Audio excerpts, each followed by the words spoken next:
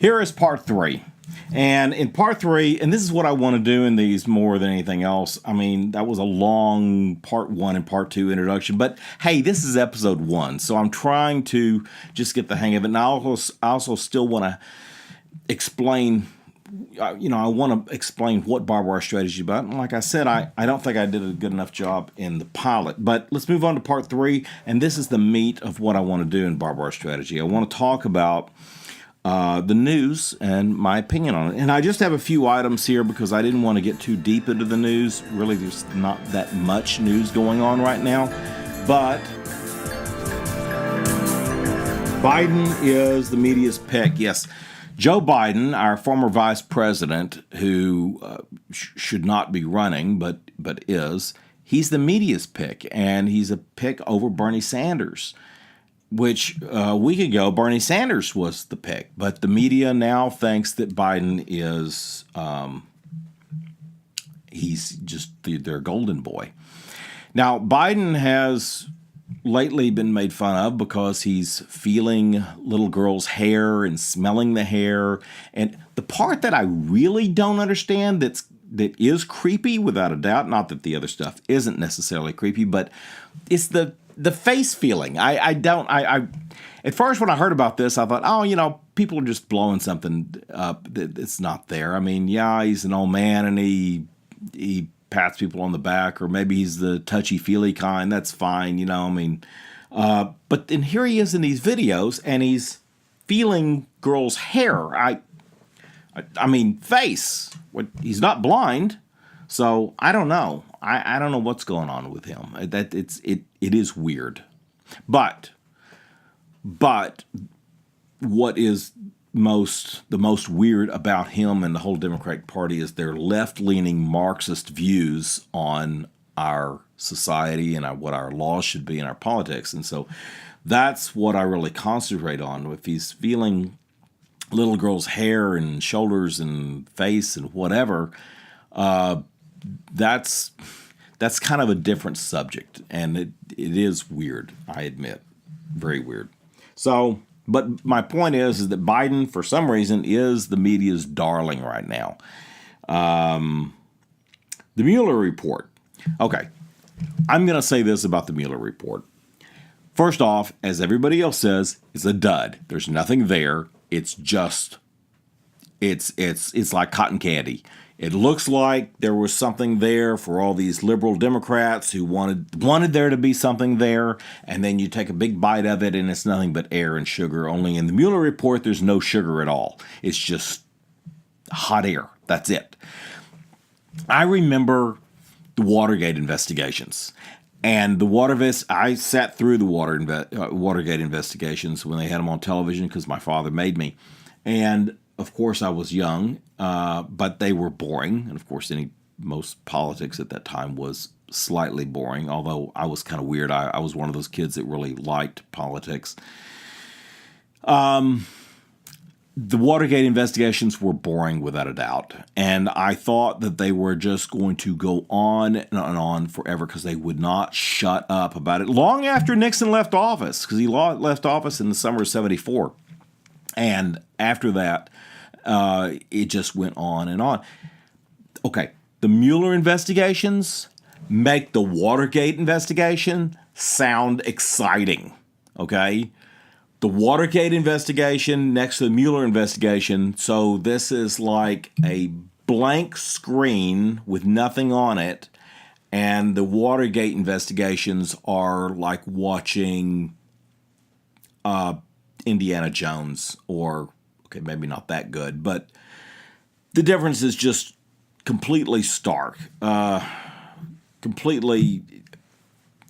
Mueller investigations are boring. It has bored me for 2 years to listen to this crap, and when they finally released the Mueller investigations, there's nothing there.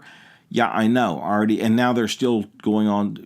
Rush is talking about it, and Mark Levin's talking about it, saying that there's nothing there. Yeah, I got it. There's nothing there. Let's move on. I realize the Democrats keep wanting to rake something up that's not there, but they've got nothing.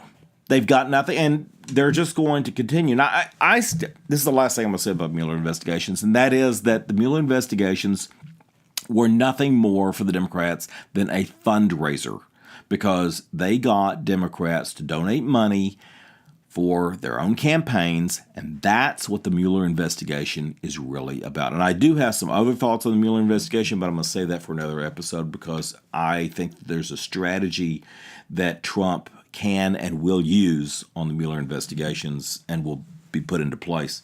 The left side of the media, the CNN, the MSNBC, all of that, they have taken a huge dive since the Mueller investigations have been concluded.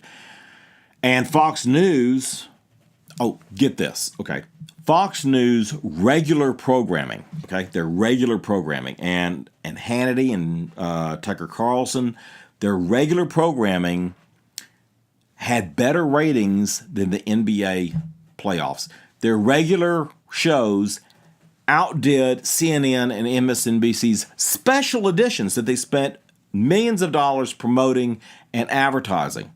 So I think the United States, the people who really vote, the people who really care, the true patriots of the United States, really do not care about the socialist communist agenda of the Democratic Party.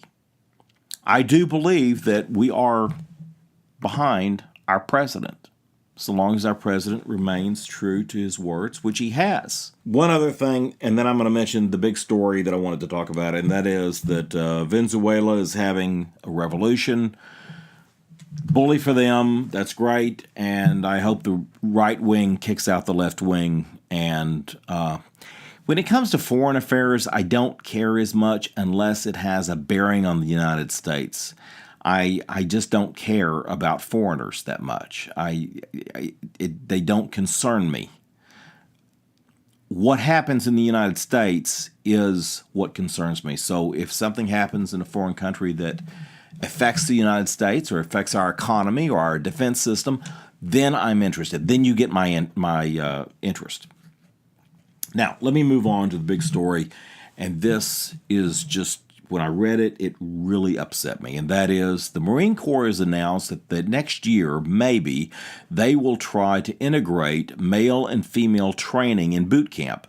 Now, I served in the Marine Corps, and now let me tell you that I am completely against this. This is a stupid idea, and whatever idiot in the Pentagon came up with this as a good idea is exactly that. They're idiots.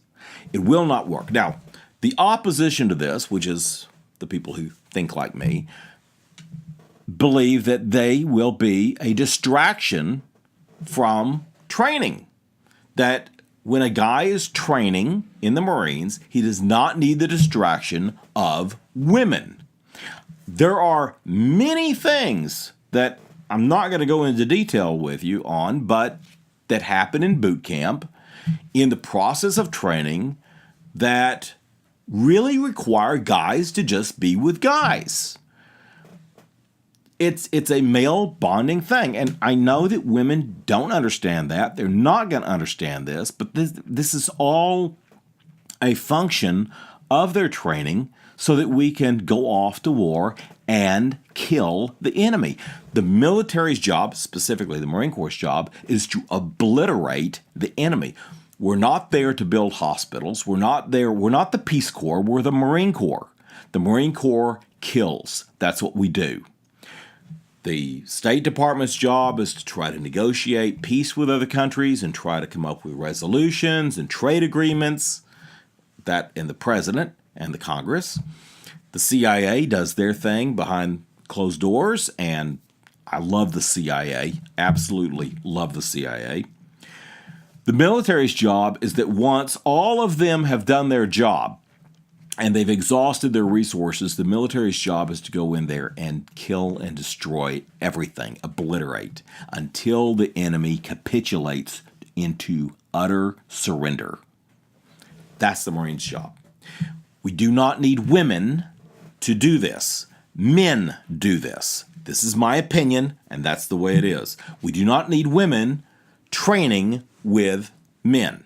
They are a distraction. Now, the pros to this, the idiots out there, have recognized that after training and after boot camp, that a lot of the Marines, the male Marines and the female Marines, do not share that bonding.